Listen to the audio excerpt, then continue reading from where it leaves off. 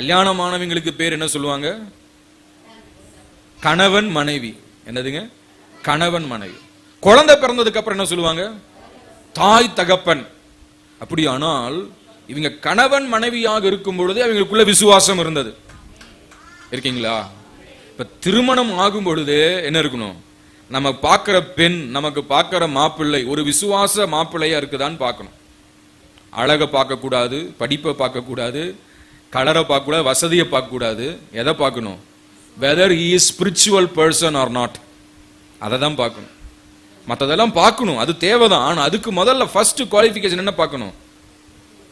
இவன் ரட்சிக்கப்பட்டவனா, அபிஷேகம் பெற்றவனா, ஆலயத்துக்கு ஒழுங்காக போகிறவனா என்று சொல்லி அதை முதல்ல பார்க்கணும். ஆமென். எத்தனை பேர் விசுவாசிக்கிறீங்க? ஹல்லேலூயா. ஒரு வேளை வயசானவங்க நீங்க நினைக்கலாம், ஆஹா எனக்கு இதெல்லாம் சொல்லித் தரலையே அப்படின்னு சொல்லிட்டு. ஆனா நீங்க உங்க பிள்ளைகளுக்கு இதெல்லாம் பாருங்க. ஹல்லேலூயா. அல்லது உங்க பேர பிள்ளைகளுக்கு இதெல்லாம் பாருங்க. இருக்கீங்களா? புரியுதா சொல்றது? ஆக ஒரு குடும்பம் ஆசீர்வாதமாக இருக்க வேண்டுமானால், இக்கட்டு காலத்திலும் கஷ்ட காலத்திலும் அந்த குடும்பம் ஆசீர்வாதமா இருக்கணுமா? முதல்ல எப்படிப்பட்டவங்களை பாருங்க. மாப்பிள்ளை பெண்ணை பார்க்கும் ரட்சிக்கப்பட்டவர்களா, ஆவிக்குரியவர்களா, ஜெபிக்கிறவர்களா, அதை ஃபர்ஸ்ட் பாருங்க. எத்தனை பவுன் நகை போடுறாங்க, எத்தனை ஆயிரம் சம்பளம் வாங்குறாங்க, இதை பார்க்க கூடாது. அதெல்லாம் அழிந்து போகக்கூடிய ஒன்று. அழியாத இருதயத்தில் மறைந்திருக்கிற குணங்களே அழியாதது. ஆக ரட்சிப்பு அனுபவம். ஒரு லேவியன் ஒரு லேவி பெண்ணை விவாகம் பண்ணினான். ஒரு ரட்சிக்கப்பட்டவன் ரட்சிக்கப்பட்டவர்களை விவாகம் பண்ணும் பொழுது அந்த வாழ்க்கை தூய்மையான வாழ்க்கையாக இருக்கும். ஹல்லேலூயா.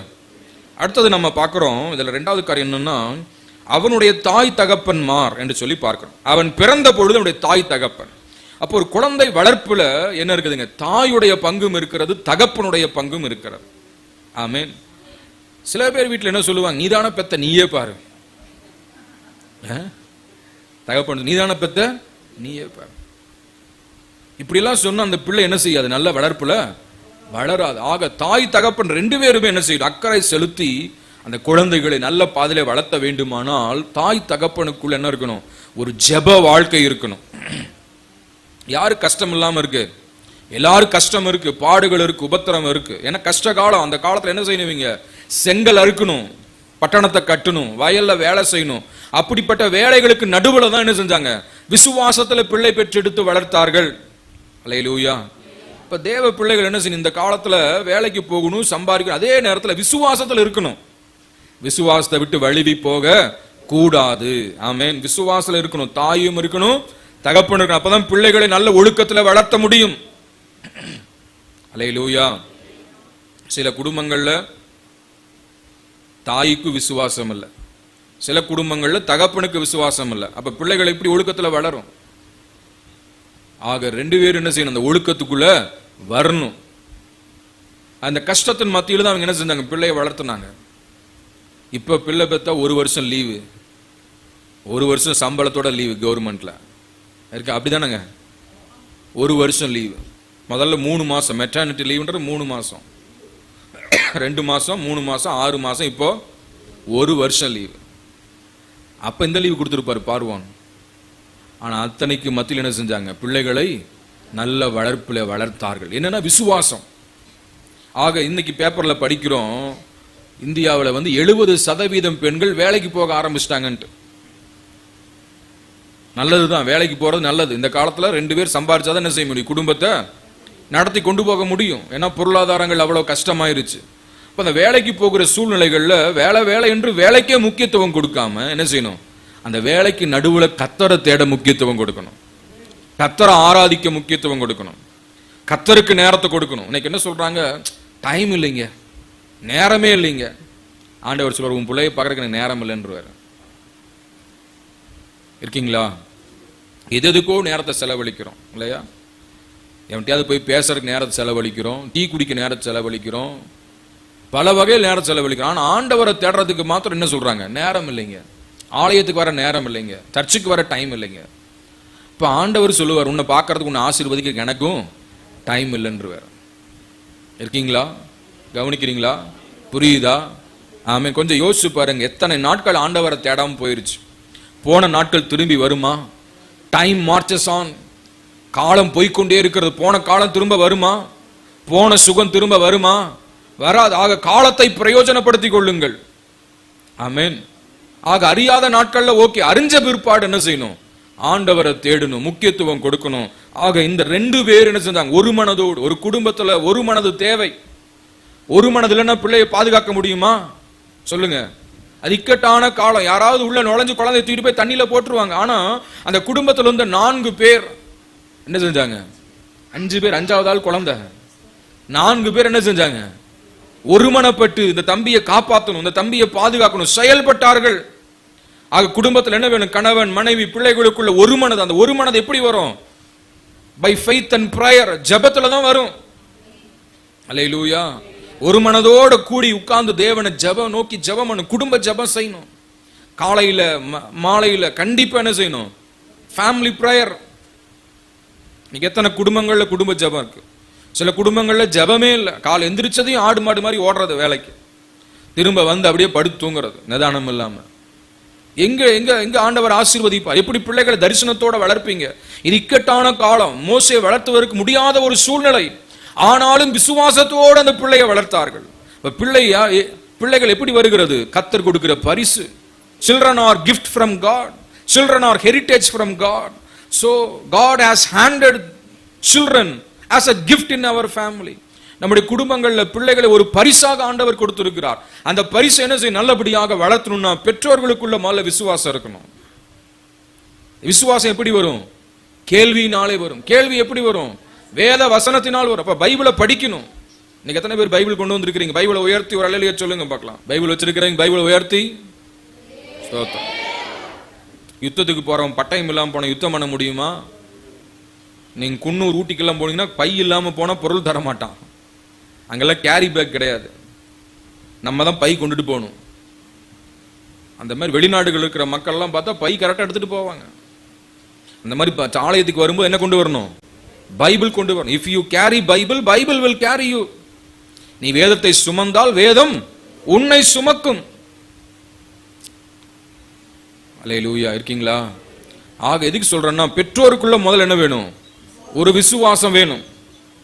இன்னைக்கு பெற்றோர்களுக்குள்ள விசுவாசம் இல்ல, ஜெபம் இல்ல, ஒழுக்கம் இல்ல, கீழ்ப்படுதல் இல்ல, குடும்பத்தில் அன்பு செலுத்துறது இல்ல, குடும்பத்தை கவனிக்கிறது இல்ல. அப்படியே போறது மாடு மாதிரி, அவுத்து விட்டு ஆடு மாதிரி ஓடுறது. எங்க வீட்டுல ஒரு நாய் இருக்கு. அந்த நாய் எப்படா கதவை திறப்பாங்கன்னு பார்த்துட்டு இருக்கும். கொஞ்சம் சந்து கிடைச்சு கதவை ஏதாவது ஒரு நினைப்புல திறந்து விட்டான்னு ஒரு ஓடிடும் தலை தடிக்க. அந்த மாதிரி சிலர்லாம் அவுத்து விட்டதும் ஓடுறது. எங்க? மனம் போன போக்குல. நான் கேட்கிறேன், எப்படி குடும்பம் ஆசீர்வதிக்கப்படும்? எப்படி குடும்பம் கட்டப்படும்? மோசையை பற்றி இன்னைக்கு எழுதியிருக்கு. அத்தனை ஆயிரம் குடும்பங்களுக்கு நடுவில் மோசையுடைய குடும்பத்தை பத்தி எழுதியிருக்குன்னா காரணம் என்ன?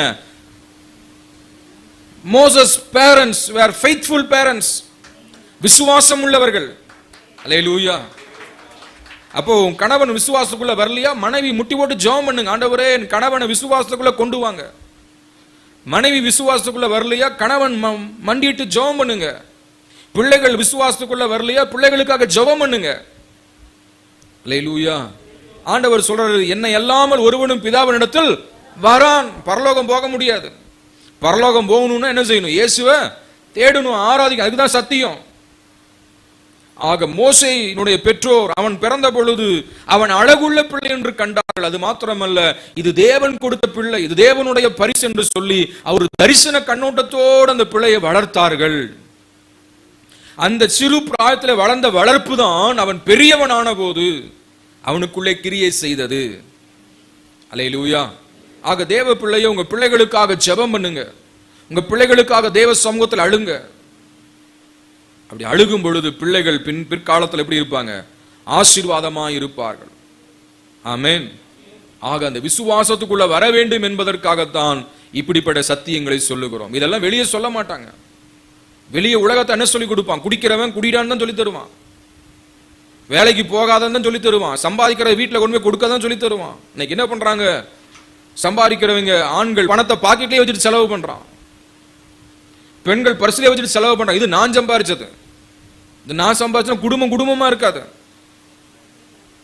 குடும்பமாய் வாழ வேண்டுமானால் என்ன செய்யணும்? சம்பாத்தியங்களை வீட்டுக்கு கொண்டுட்டு வரணும். உண்மையா இருக்கணும். அதுல ஒரு பைசா கூட ஏமாத்தக்கூடாது. வரும்போதே அங்க என்ன செய்யறது? 200 300 500 எடுத்து ஒரு பக்கம் வச்சுட்டு அதுக்கப்புறம் வீட்டில் கொண்டு வந்து இவ்வளவுதான் அப்படின்றது. நான் சொல்றேன், பரிசுத்த ஆவியானவருக்கு விரோதமா பொய் சொன்னீங்க, அனனியா சப்பீரால் கதை தான் ஆகும். ஆமென். என்ன செய்யணும்? உண்மையை சொல்லணும். இவ்வளவுதான் பாரு, இவ்வளவுதான் நம்ம வருமானம். அப்ப அதை அந்த அந்த அந்த குடும்பத்தை நாம் எப்படி ஆசீர்வாதமா கொண்டு போக முடியும்னா, குடும்ப ஜெபம் செய்து அந்த வருமானங்களை வைத்து என்ன செய்யணும்? ஜெபிக்கணும். ஆண்டவர்ட்ட ஞானத்தை கேட்கணும். எப்படிப்பா என் வாழ்க்கையை நடத்துறது? ஆமென். எப்படி என்னுடைய குடும்பத்தை நான் வழி நடத்தி செல்வ? கடன் இல்லாம வாழணும். நம்ம சர்ச்சில் கேட்டா எத்தனை பேர் கடனே இல்லை அப்படின்னா 1-2 பேர் தான் கை தூக்குவாங்க. மீது எல்லாருக்கும் கடன் இல்லாத மக்கள் இருக்கிறாங்களா? ஆண்டவர் கடன் வாங்கி வாழுங்கன்னு சொல்ல, கடன் இல்லாமல் வாழுங்கள் தான் சொல்றாரு. கடன் சின்ன கடன் பெரிய கடனுக்குள்ள வழி நடத்தும். ஒரு கடன் அடைக்கி இன்னொரு பக்கம் கடன் வாங்குவீங்க. கடன் கொடுக்கும் போது யார் சும்மா கொடுப்பா? வட்டி இல்லாம கொடுப்பாங்களா? யோசிச்சு பாருங்க. ஆக தேவ பிள்ளைகள் ஆசீர்வாதமாக இருக்க ஆண்டவர் பல வழிகளை வைத்திருக்கிறார். அதுல என்ன? ஆண்டவர் நல்ல சுகத்தை கொடுத்திருக்கிறார், ஞானத்தை கொடுத்திருக்கிறார், உழைப்பை கொடுத்திருக்கிறார். ஆக உழைத்து சம்பாதித்து வாழ வேண்டும். அந்த சம்பாத்தியத்தை ஞானமா செலவு பண்ணணும். அல்லேலூயா. அந்த கடன் இல்லாம வாழணும்னு என்ன செய்யணும்?